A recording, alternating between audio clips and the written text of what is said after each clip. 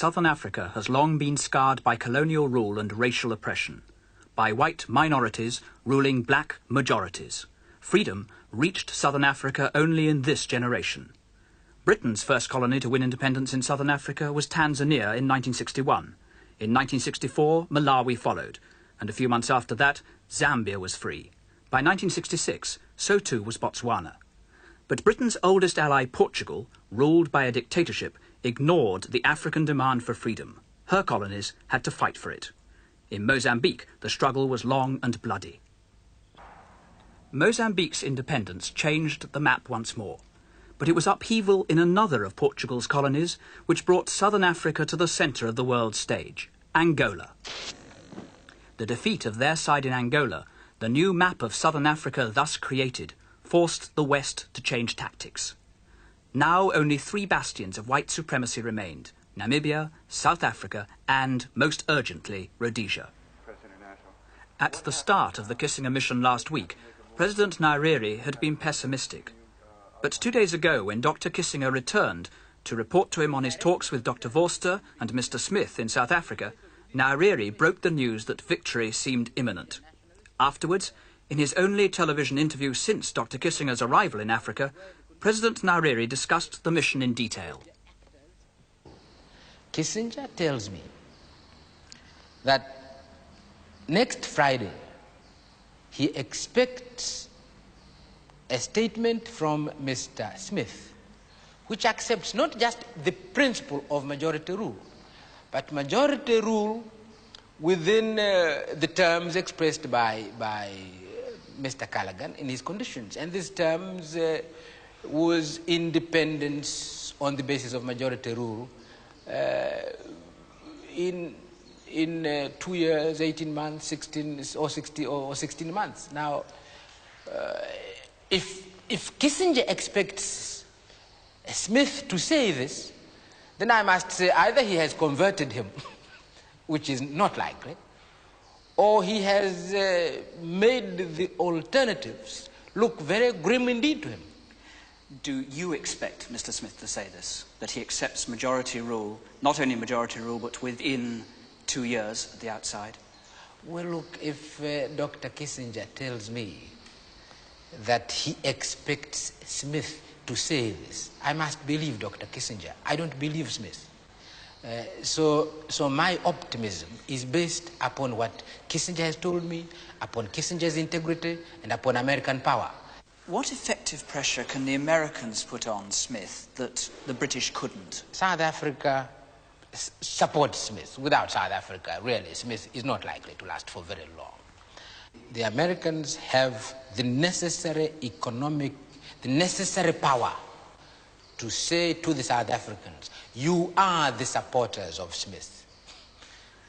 Stop supporting Smith. Or else. Or else. And that's what's been said, you believe?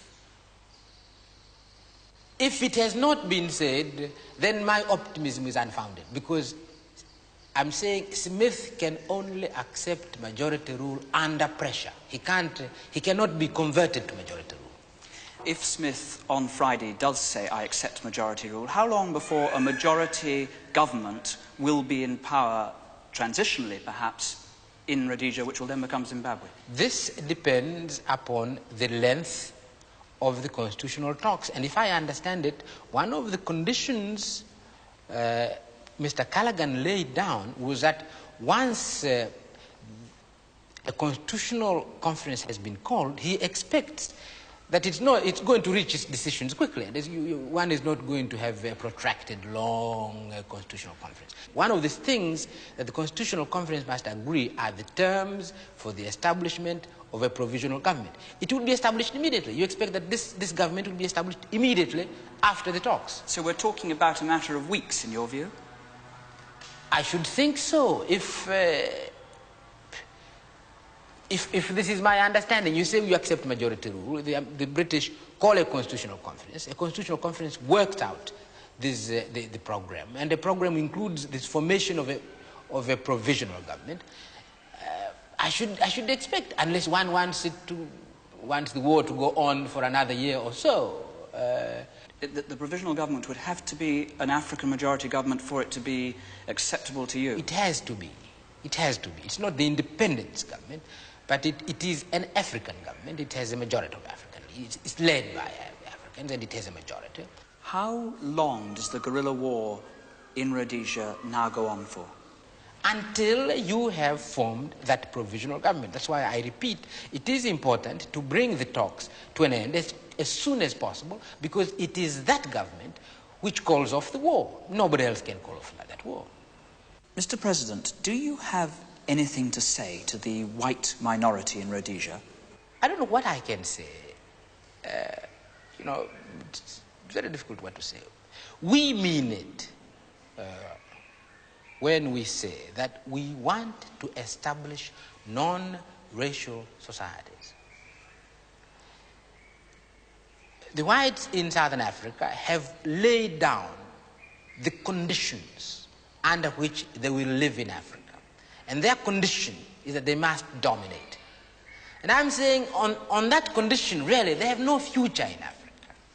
This is a condition which inevitably puts them in confrontation with the majority of the people of Africa. But if they accept to live in Africa on the basis of equality, they ask for nothing that a human being anywhere does not ask, then there is no reason why they shouldn't live in Africa just like anybody else.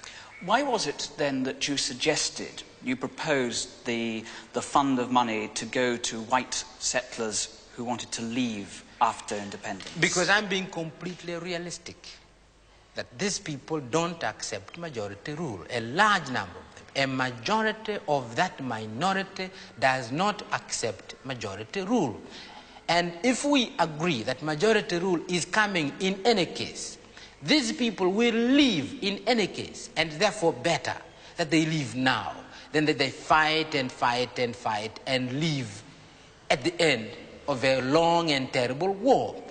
A minority will stay, and usually when this minority which stays does not ask for special guarantees, they stay as ordinary human beings. What is your reaction to the view that white people should be given special financial and other guarantees to stay in Zimbabwe? I think it is absurd. I think it's absurd. That's why I'm saying really one should do on a larger scale in Zimbabwe what one did on a smaller scale in Kenya. You bought them off. Those who didn't want to stay in that country were bought off. You didn't pay them to stay. What is the idea of paying a person to stay in a country in which he says, this is my country anyway, I'm going to stay here? You don't pay him to stay. You pay him to start a new way of life elsewhere because he doesn't want to live here under majority rule. Do you believe that as a consequence of Dr. Kissinger's initiative, Western interests have been strengthened in Southern Africa? I believe Dr. Kissinger is right in saying if you want to work for American interests or Western interests in Southern Africa, throw your weight on the side of those who are working for majority rule. If you don't, and the war goes on, and we have said we can't give these people arms to fight, they will achieve their independence only through the support which they get from the communist countries. And this is not in the interest of the Western powers. So I suppose he's right in doing this. But I'm saying, so what? I want his pressure. I want American pressure. I want American pressure on the side of majority rule. And I have no intention of quarreling with Americans. What I'm interested in is majority rule in Southern Africa. One of the things that Dr. Kissinger said in Washington before he came here was that part of the process in his mind was to arrest, was his term, the radicalization of Africa, which he said would have profound impact in the Middle East and Europe and elsewhere. Yes.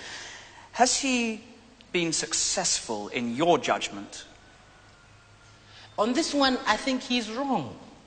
This, again, it will be wrong for me not to say this. He's wrong. You can't set out in Africa on the basis of arresting radicalization. We are going to radicalize Africa. If you set out to stop radicalization, you are setting out for a confrontation with future Africa. Future Africa must be radicalized. We must change Africa, and Africa cannot be changed without being radicalized. If you are going to equate radicalization with anti-West, then you are in trouble, because we must radicalize Africa. Dr. Kissinger's mission was also intended to resolve the crisis on South Africa's other flank, in Namibia, where guerrilla war has also begun. Do you expect the guerrilla war in Namibia to intensify?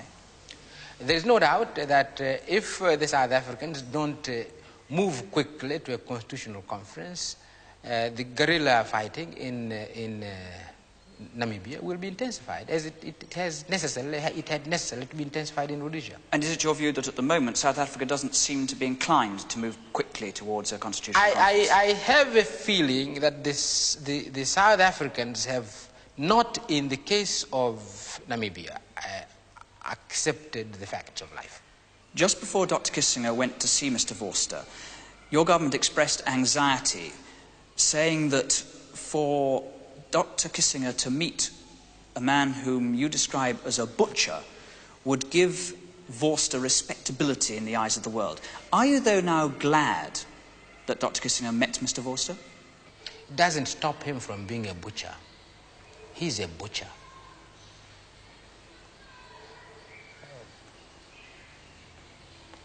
There is no some sacramental exercise which is going to stop Vorster from being a butcher. The man is a butcher, and he knows it himself, and the world knows it.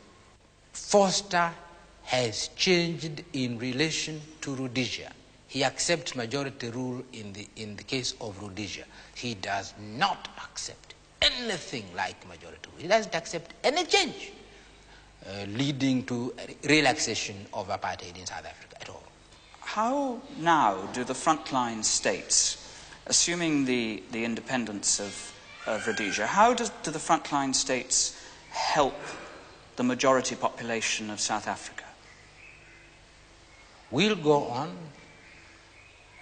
explaining to the rest of the world the meaning of apartheid.